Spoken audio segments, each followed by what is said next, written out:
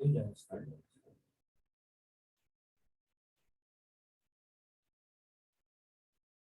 Okay.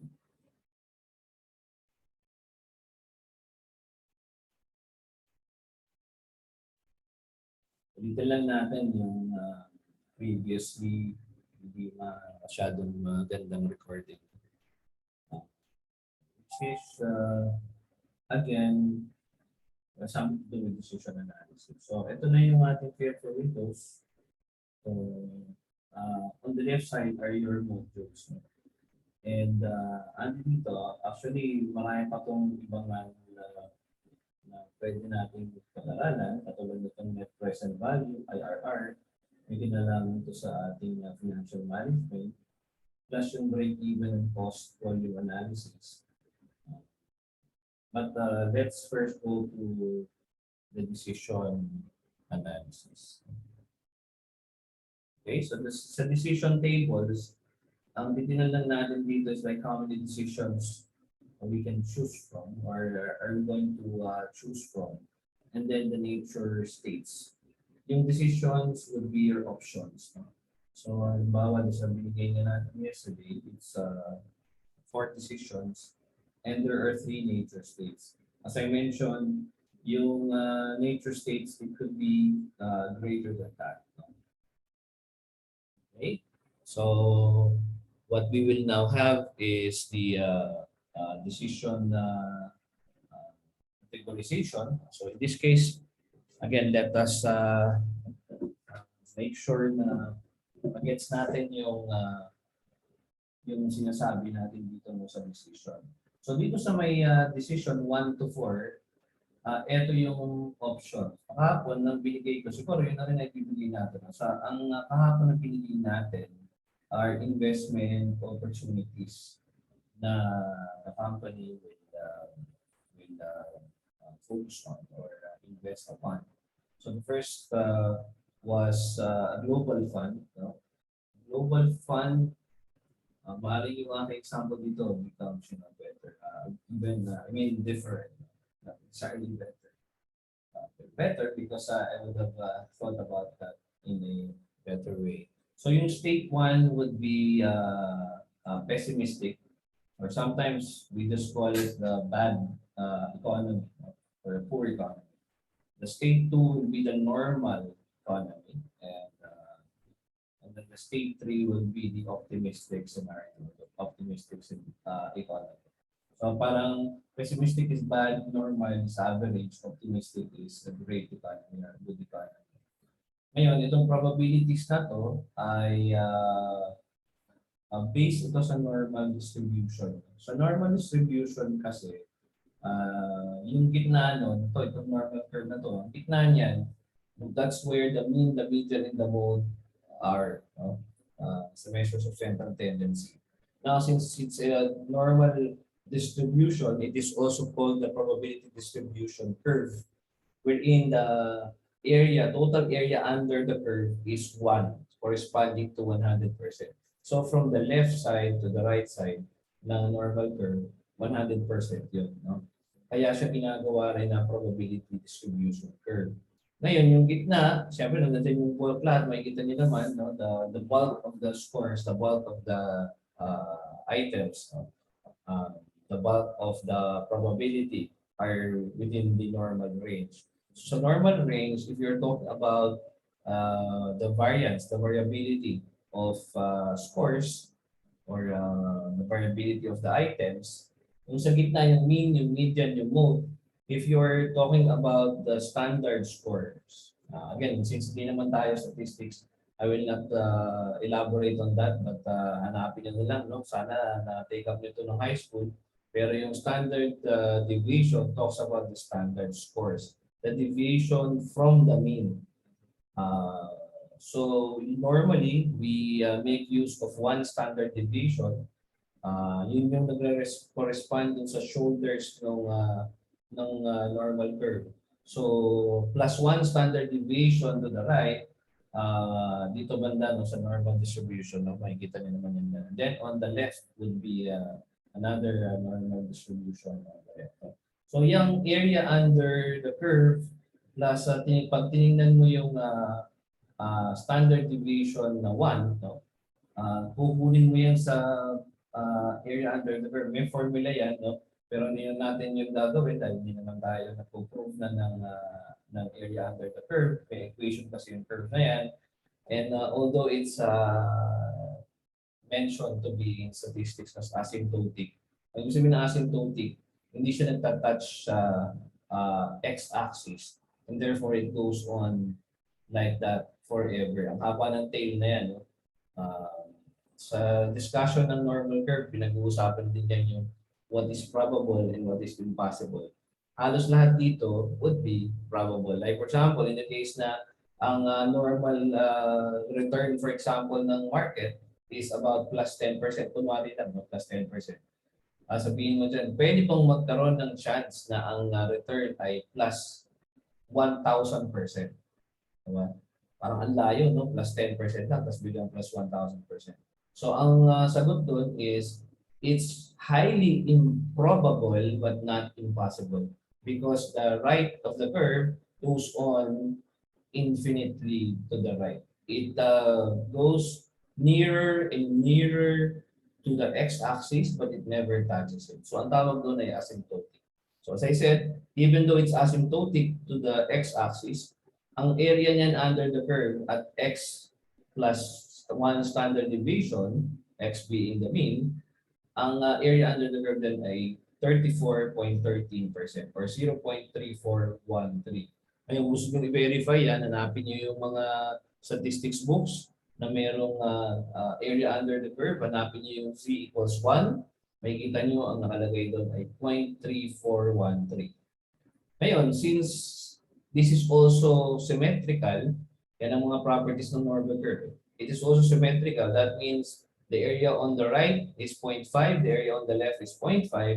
Therefore, yung 1 standard deviation naman left of the curve is also 0.3413. So pag in-add mo yung 3413 sa 3413, ang lalabas doon 0.6826. So yung mga yan, hindi ko naman yan memoryado lahat ng area under the curve. Pero at least yung z equals 1, z equals 2, yan ang mga dapat memoryado natin. Kasi talaga naman yan ay part ng normalization ng lahat ng scores. So pag sinabing ganun, no, ibig sabihin ang normal range usually ay 68.26%. Ngayon, ang iba, ang ginagawa na lang dyan, ginagawa nila, sinisimplify na lang nila. No? Kasi 68.26, di magko-compute ka ba? Okay, ano yung right, ano yung left? No? So ang ginagawa na lang nila dyan, yung 60%, ay yung 68%, ay nire-reduce nila sa 60%. So this becomes now 0.6. And since kailangan natin maging 100% yung total ng pessimistic, normal, at saka optimistic, kailangan pag inad mo yan, mag-equal yan sa 1. Ang balance lang nun, if you will look at that, the balance is 0.2 sa pessimistic, and then, 0.2 sa pessimistic, and then 0.2 sa optimistic. Pag hindi mo ginawa yun, no, like for example, gawin mong 0.3, nagkamali ka ng computation, pag yan sinolve mo, makikita mo, yan, nakalagay, the probabilities sum to 1.1. They must either sum to 1 or each must be 0, in which case they will be ignored. So kailangan mag-add, pag in-add mo daw yung mga probabilities, dapat ang addition niyan ay 0. No? Ang addition niyan dapat ay 1. Kung hindi, dapat lahat sila 0. Ibig sabihin nun, pare-pareho na lang. And the software will just ignore the probability. Ngayon, doon sa example natin binigay kahapon, mas mataas yung pessimistic kaysa sa optimistic. Bakit gano'n? Sa totoong buhay kasi, hindi naman talaga balanse ang pessimistic sa optimistic. Dito sa normal curve, kita natin, no, talagang normal kasi talagang perfectly symmetrical yung left sa right. No? Kaya nga normal curve.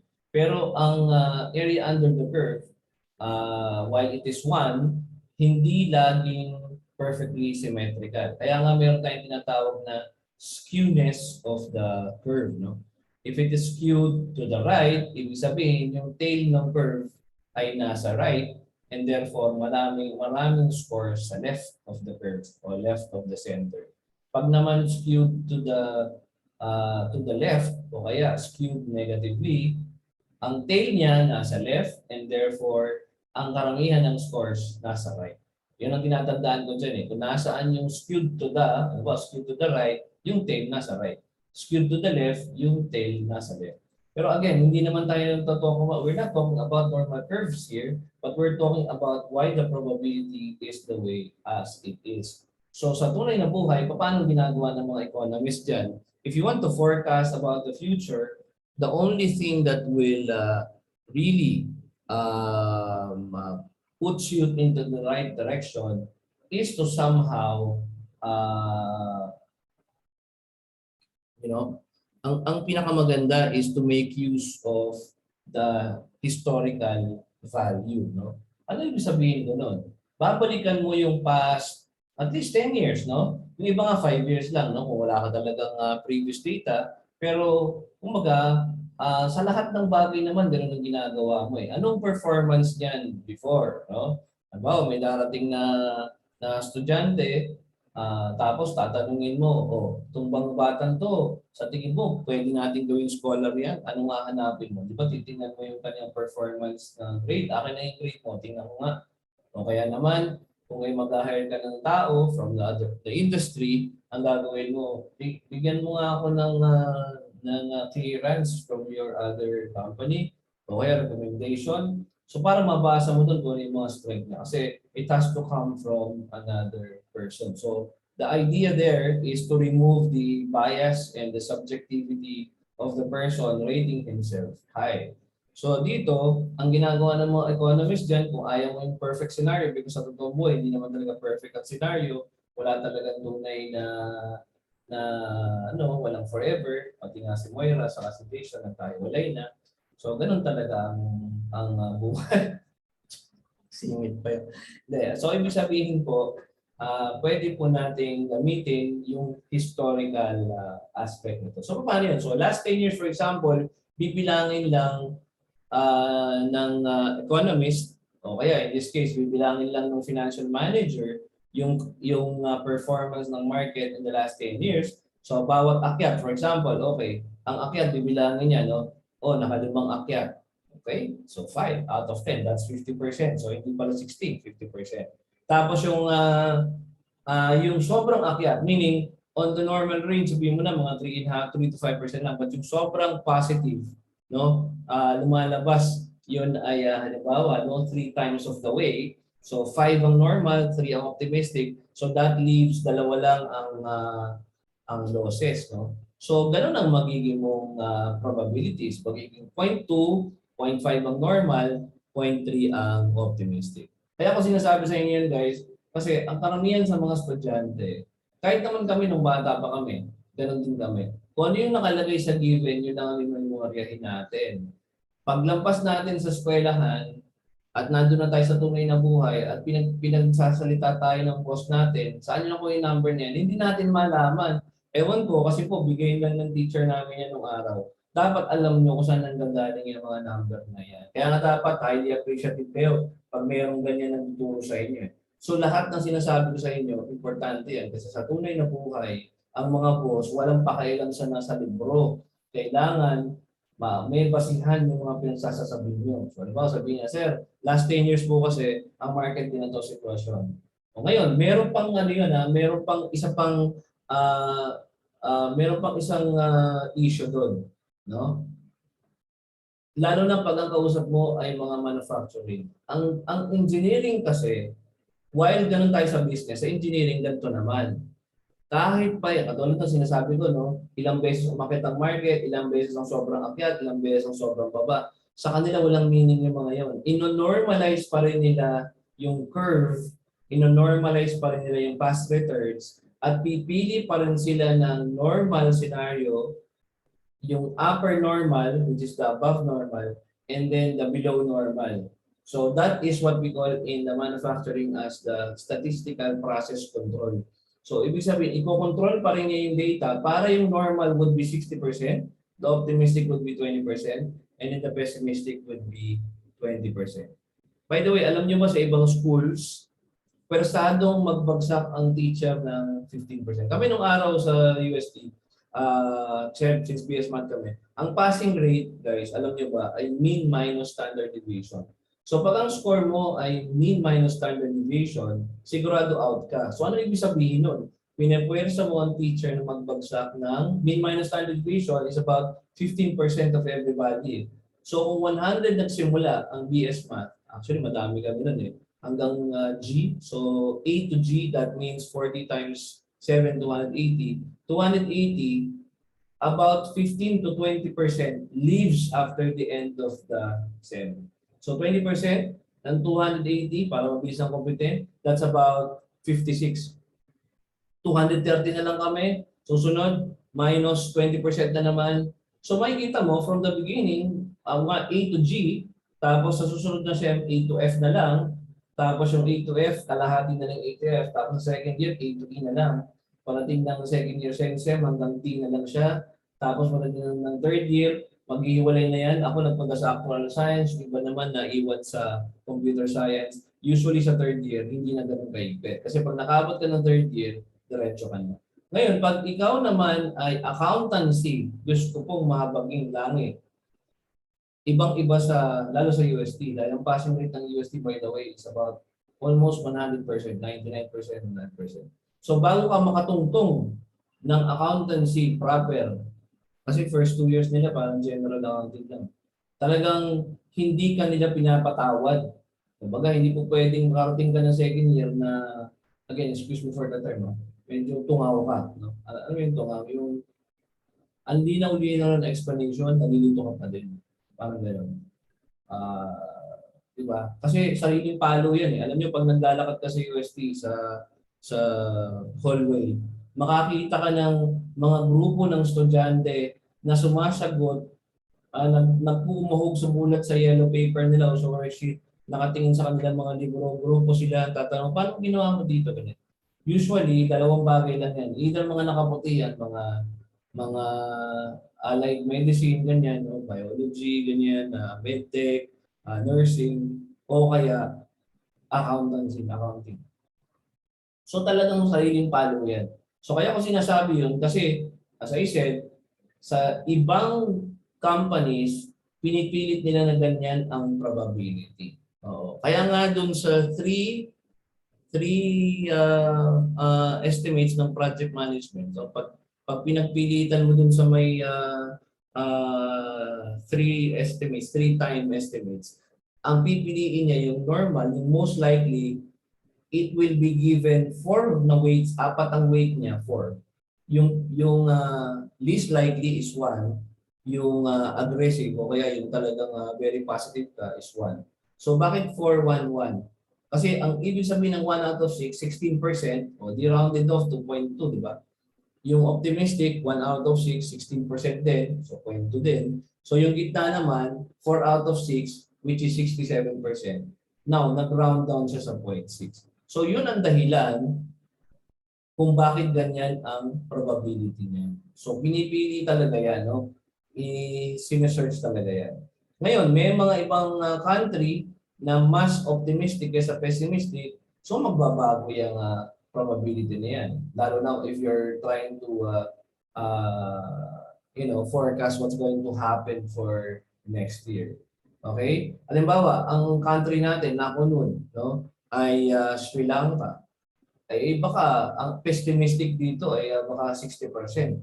Ang normal ay 0.2. Ay hindi, baka nga hindi. Baka normal ay 0.4. Ang optimistic as in 0. Talagang it's either mag-normalize o mag-worsen ang pessimistic. So, again, depende sa sitwasyon. Okay? So, in this case, ang sinabi natin dito, maglalagay ka ng mga return, no, sa global fund. Yung decision 2 naman ay bond fund. Okay? Tapos yung isa naman ay index ba sinulat ko or equity fund. No? And then, so finally, we have invest in local business. Parang ganyan ang sinabi natin doon. But again, we should not attempt to copy whatever was presented yesterday. So sa global fund, ang sinabi natin dito, if it is pessimistic, medyo aggressive kasi ang global fund. You're investing in global stocks, no? And global indices. So ang global fund, ang normal niyan mataas na, no? Sabihin na natin, ang normal niya is about 6 to 10%. So 6 plus 10, 16, 18. So 8% ang kanyang return. So 8, no? Ang optimistic niya, sometimes umaabot ka ng mga 20 to sabihin natin mga 18 to 20%. So ang median no 19, so 19%. Ang pessimistic naman, syempre, merong downside 'yan. Pwede yan bumagsak din ng sobrang bagsak, lalo na pag global yung sitwasyon na talagang negative, no? Ukraine, the conflict in some areas. So siguro lagyan natin siya ng negative 12%. So sa bond fund, as I mentioned, ang bond kasi bihira malugi ito dahil naka-connect ito sa corporate bond. Siyempre, hindi ka naman bibili ng corporate bond na basta-basta lang, no? Tinatawag natin na just, no? Ang ibig sabihin ng ganun yung mga companies na nag-o-offer ng bonds, hindi ka basta-basta bibili dyan. Anyway, we'll talk about that as we proceed. No? Pero yung bonds, halimbawa, nag-offer ang isang company na hindi naman listed sa stock market kasi hindi naman makapag-offer kung hindi ka listed. Halimbawa, no, listed ka pero nakita mo na that company is being hammered. Like one clear example is the ABS-CBN. If ABS-CBN offers a bonds, I don't know whether anyone will buy those bonds. Baka yung mga talagang super close sa kanila. Kasi who would believe na after 1 year, after 2 years, after 5 years, mababayaran nila yung utang nila sa'yo? Hindi mo sasabi, right? Lalo ngayon, no? Ang presidency, hindi pa rin yan friendly sa kanila. So, I don't know. So maybe pag ikaw ay mag-offer tapos hindi ka naman kilala, you will be ignored. And that is the reason why the bonds will always be favorable. At least, siguro on a pessimistic view, maybe it will lose some but not so high. So siguro mga negative 2%. The normal would be the average of the corporate bonds you're investing on and the 10-year risk-free rate. The risk-free rate denotes the treasury bonds, denotes the 10-year bonds na ina-offer ng government. And according to theoretical economics, theoretical kasi sa ngayon marami ng countries na nagde-default, no? May default risk yan. But according to the most decent, at least the most decent estimates of risk-free rate, it's always risk-free. So, but nevertheless, let's just follow that. So, 6.25% ang risk-free rate. Let's say, ang ating return ng corporate bonds would be around 8 and mga hanggang 9 siguro, no? Kasi hindi naman yan mag-offer ng sobrang taas kasi magiging lugi na sila. Di mamutang na lang sila sa bangko kaysa mag-release ng bonds, right? So 6.5%, sabihin na 6.25, tapos 8. So more or less sabihin natin ang kanyang median is 7.5%, no? That would be a normal return of a bond fund. Now on the optimistic side, it will not be as high as well, no? Hindi yan lalampas ng todo because how can you be? Usually pag maganda ang business, ang mga corporate bonds binabuyback ng mga companies, no? So talagang hindi siya sobrang tataas. So I would say it's around the same, or if really optimistic, maybe it would increase to about 7.75, but not quite as high, as compared to global fund. So, ang positive sa bond fund, pagbagsak ang market, hindi siya babagsak ng todo. On a normal scenario, it will be competitive. Pero on an optimistic scenario, it will not be as high. Okay. So ang bond, 7.5, siguro tataasan natin normal ng global fund to about 9% kasi parang lapit naman masyado. So index equity fund, ang index natin sa equity fund natin, nakaka-experience siya ng sobrang bagsak, no? So let's say, ang index equity fund natin, minsan bumabagsak yan ng about, let's say negative 10, no? 10%. While ang normal range talaga niya is about 5 to about 8%. So Yeah. Sabihin natin 5 to about 10, no? So 7.5 din, no? Pag ganun. Pero usually mas mataas ng konti ang index, no? So let's say about 8%. Okay? And then the optimistic side naman, ito malaki talaga to, no? Although mas malaki si global, this will be about 16%. Again, on the average. Investing in local business, percento na lugi. So syempre, considering the startup and all that, in the beginning, hindi yan talaga makaka-alagwa agad, no? I would not be surprised if in the beginning, negative 30% yan. No? So meaning, lugi ka ng 30% yan sa beginning. So normally, ang normal scenario niyan would be kita ka pero mga break even. No? Naman kasi siguro mga hanggang 4%, 5% lang. Pero optimistic, malaki yan. No? I think you would earn as much as 25% a year. So bakit ganun? Bakit natin sinabi 25% a year? Kasi doon sa mga flyers, sa mga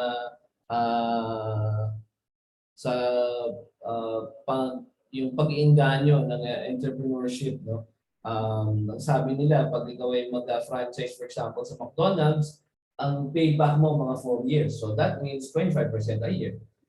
Pero tandaan natin na McDonald's, syempre 100 something million yan, no? Hindi kaya ng normal na tao yan. So, di ba? So yun yung negative naman. So all of those numbers are already given. So sa exam, kung exam lang ang concern ninyo, ibibigay lahat yan.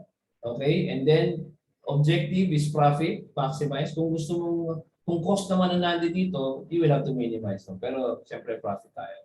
And then, solve. Pag sinolve, etong nandito sa solutions, there are 5 of them. We'll tackle them one by one. So the decision analysis, yung nakalagay na blue, yan ang pinipili ng ating POM-QM. So sa POM-QM natin yesterday, ang pinili ay bond fund. No? Dito ang pinili niya ay global fund sa expected monetary value or expected money value.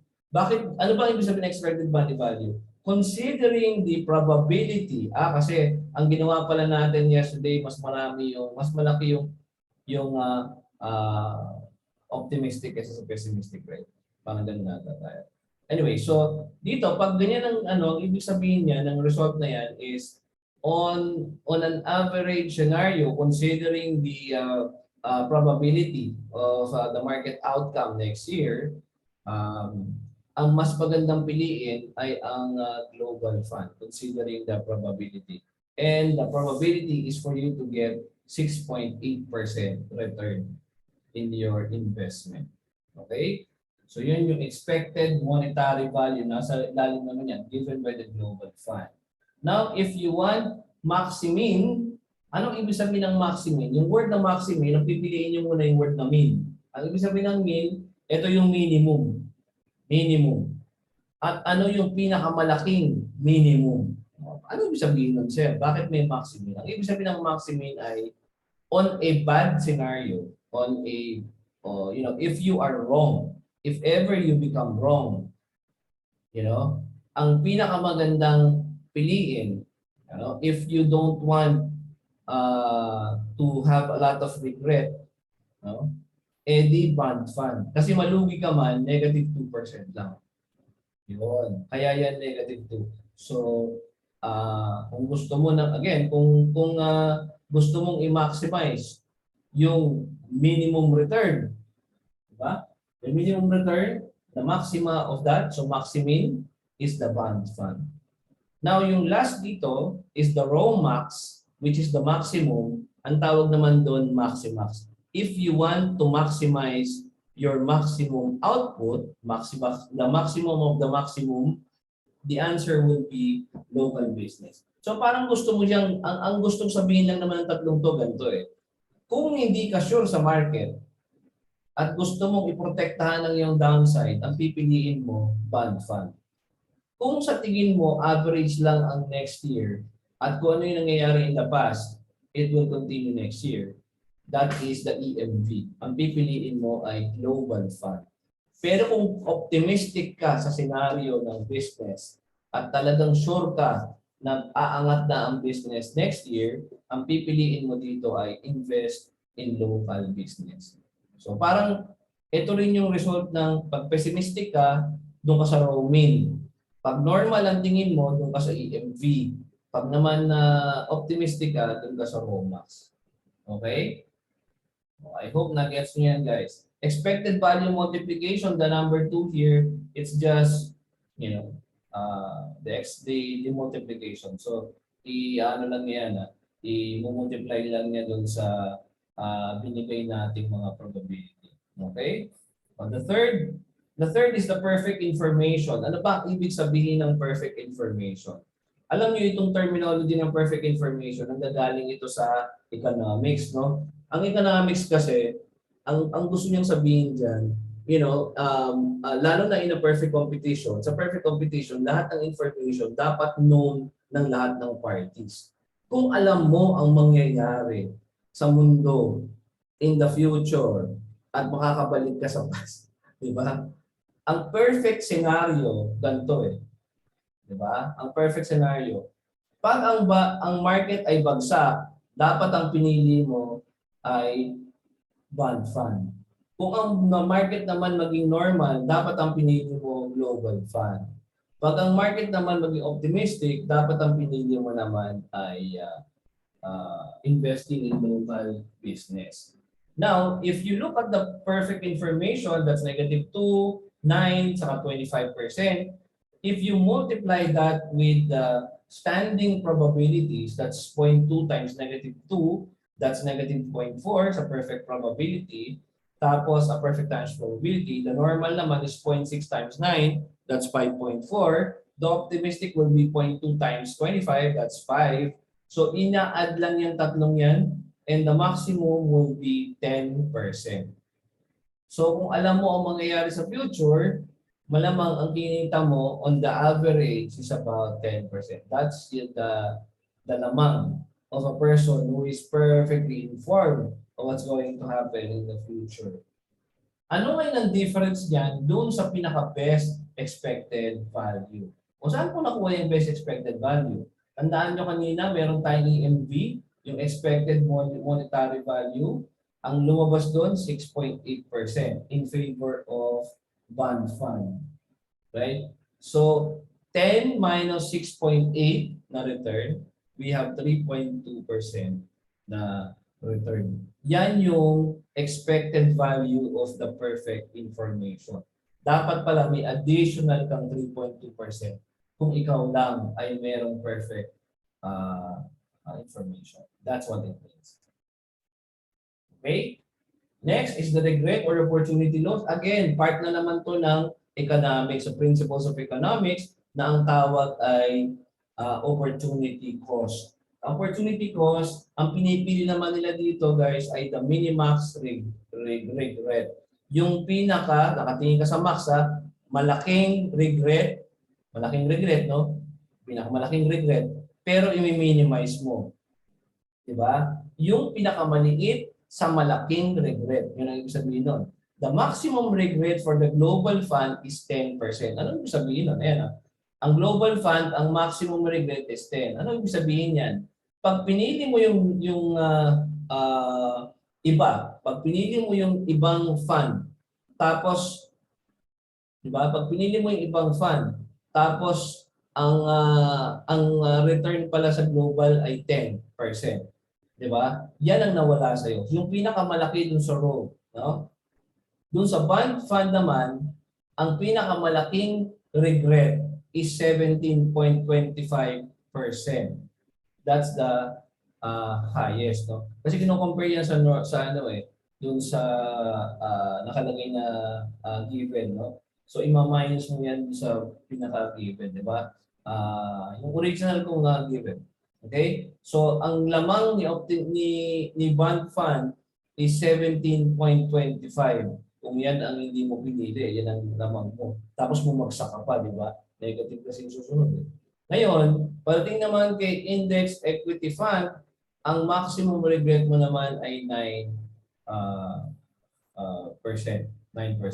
While in business, ang pinaka maximum regret mo ay 28%. Oo, kasi di ba negative parang plus 25, no? Tapos negative 3 ata tayo sa pessimistic. So ganun po ang magiging ending niyan. Tapos dun sa apat na yon, 10, 17.25, 9, saka 28, alin doon ang pinaka-minimum? So ang sagot ay 9. So kung ang ibig sabihin niyan, ano ang pipiliin mo na hindi ka masyadong magsisisi? Ayun, ang ibig sabihin yan eh. What will I choose na hindi ako masyadong magsisisi? Ang sagot doon sa tanong na yon ay index and equity fund. Yun. So, andyan dyan lahat ha. Kung makikita mo, kung ang senaryo ay magandang market, ano dapat ang pinili mo? Kung gitna ka, sa tingin mo nga maniniwala ka na nasa gitna tayo, normal, ito pipiliin ko. Pag naniniwala ka naman na bagsak ang market next year, malamang itong pipiliin ko. Paano naman ang pinakapipiliin mo para hindi masyadong malaki ang iyong regret? Dito, ang sabi ay index or equity fund. Yung last naman, the Hurwitz table. The Hurwitz table just shows to you, to us, what we call the sensitivity analysis. Pinapakita niya, kung yung Hurwitz table, let's say the Hurwitz table will be the percent sureness or certainty ng value. Kung mapapansin niyo dyan, from 0%, negative 12 si global, negative 2 si bond, negative 10 si index, negative 30 si invest in local business. So dito ang pipiliin mo bond, no? Pero titinan nyo, habang tumatagal, makikita nyo dyan, kailan na natatalo si bond fund, negative, no? Positive na si bond fund dito sa may 0.21 na Hurwitz, siya pa rin ang pinakamataas. Sa 0.22, siya pa rin ang pinakamataas. Pero there will come a time na tatalunin siya nung ano ba mga talos kanya muna. Wala, tagal no. Dito siya, hindi pa rin, no? Sa 0.39, siya pa rin ang pinakamataas. Okay? Negative 8 pa rin kasi si invest in local business. Makikita natin kung saan siya na-overtaken, no? 249, 226, 196. Okay, siya pa rin ang pinakamataas. Dito, sa 0.48. Yan sa 0.48, makikita nyo. Sa 0.48 na Hurwitz Alpha, degree of confidence, makita nyo sa 0.48, nag-move siya from 2.58 to 2.68, while on the global fund, it became 2.57, naging 2.88. Lumamang na siya, in short. Si index equity fund, hindi pa rin. Si local business, hindi pa rin. So, number 1 na rito ay si fund, si global fund. Okay? Kailan naman matatalo si global fund?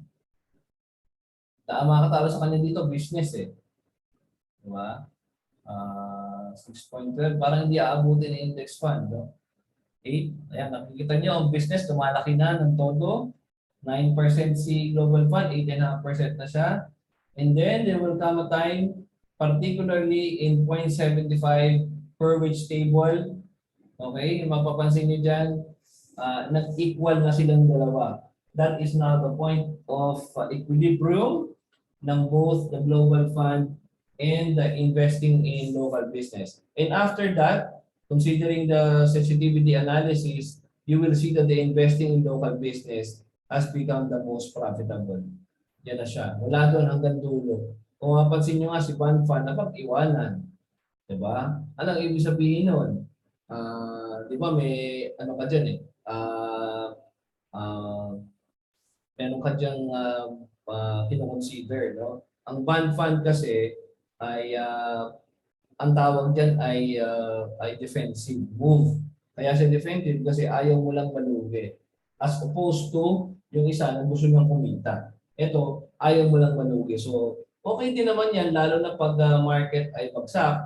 Sabi nga ni Warren Buffett, if you take care of your downside, the upside takes care of itself. Yun. So yun lang po ang hanapin natin. Sana maganda na itong recording natin dito at maging okay na at maintindihan niyo. Okay, maraming salamat. Stop share na tayo. And then, okay, stop na.